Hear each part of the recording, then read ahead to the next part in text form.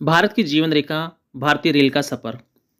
नमस्कार दोस्तों, आज हम उस विशालकाय धड़कती हुई नस की कहानी जानेंगे, जिसने 170 से अधिक वर्षों से भारत की आत्मा को बांध रखा है। हमारी भारतीय रेल, इंडियन रेलवेज। यह केवल पटरी और पहियों का जाल नहीं है, यह देश की जीवन रेखा है, जिसने इतिहास रचा है और करोड़ों सपनों को ढोया है।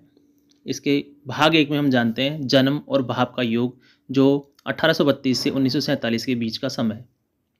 भारतीय रेल का विचार पहली बार 1832 में मद्रास में आया, जिसका मुख्य उद्देश्य ब्रिटिश व्यापार के लिए कच्चा माल बंदरगाहों तक पहुंचाना था। लेकिन जिस दिन इतिहास की पटरी पर असली क्रांति आई, वह था 16 अप्रैल 1853 का दिन। इस दिन भारत की पहली यात्री ट्रेन बॉम्बे के बोरी बंदर से ठाणे के बीच 34 किलोमीटर की दूरी पर चली थी।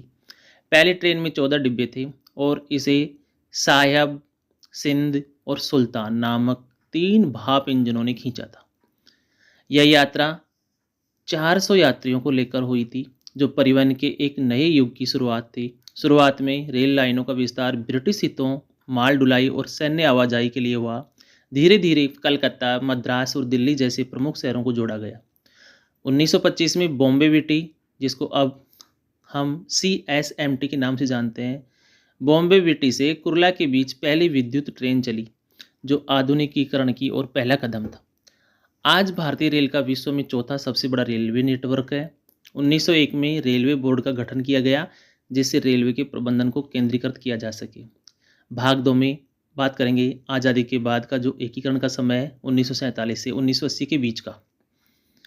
1947 में देश को आज़ादी मिल जाती है, लेकिन रेल नेटवर्क टुकड़ों में बटा हुआ था। नवगठित भारत सरकार के सामने इसे एक राष्ट्रव्यापी व्यवस्था में पिरोने की चुनौती थी। 1951 में सभी निजी रेल प्रणालियों का राष्ट्रीयकरण कर दिया गया और भारतीय रेल एक एकल एकीकृत संगठन के रूप में स्थापित हुई, जिसको हम इंडियन रेलवे के नाम से जानते हैं।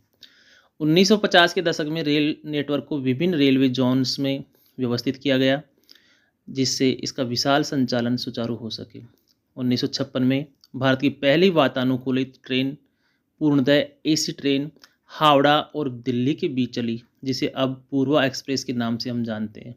इस दौर में रेलवे ने पंचवर्षीय योजनाओं के तहत क्षतिग्रस्त लाइनों की मरम्मत की और बड़ी परियोजनाओं जैसे चितरंजन लोकोमोटिव वर्क्स और इंटीग्रल कोच फैक्ट्री की स्थापना के साथ आत्मनिर्भरता की ओर कदम बढ़ाया।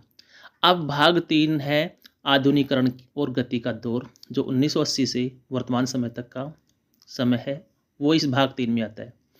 1980 के दशक के बाद भारतीय रेल ने गति और प्रौद्योगिकी पर ध्यान केंद्रित किया। विद्युतीकरण और डीजल का अंतः डीजल इंजनों को धीरे धीरे चरणबद्ध तरीके से समाप्त करने और संपूर्ण नेटवर्क के विद्युतीकरण पर जोर दिया गया, जिससे पर्यावरण को लाभ हुआ।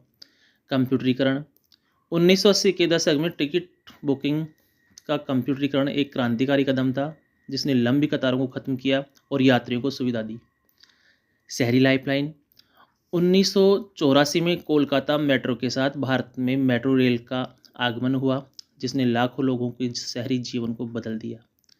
सबसे लंबी यात्रा भारत की सबसे लंबी दूरी तय करने वाली ट्रेन विवेक एक्सप्रेस डिब्रूगढ़, जो कि असम में है, वहां से तमिलनाडु के कन्याकुमारी तक लगभग 4189 किलोमीटर की यात्रा तय करती है।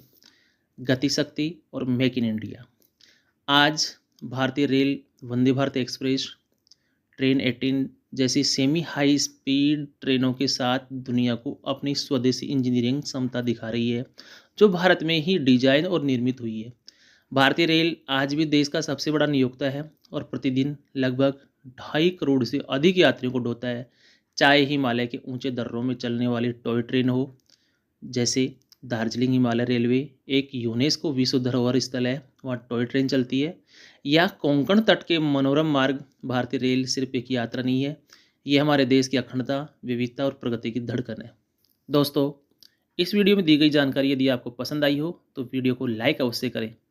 चैनल पर पहली बार विजिट कर रहे हो तो चैनल सब्सक्राइब करें, बेल आइकन हिट करें, ऑल सेलेक्ट करें। मिलते हैं किसी ऐसे ही ज्ञानवर्धक दूसरी वीडियो में, तब तक के लिए जय हिंद, जय भारत।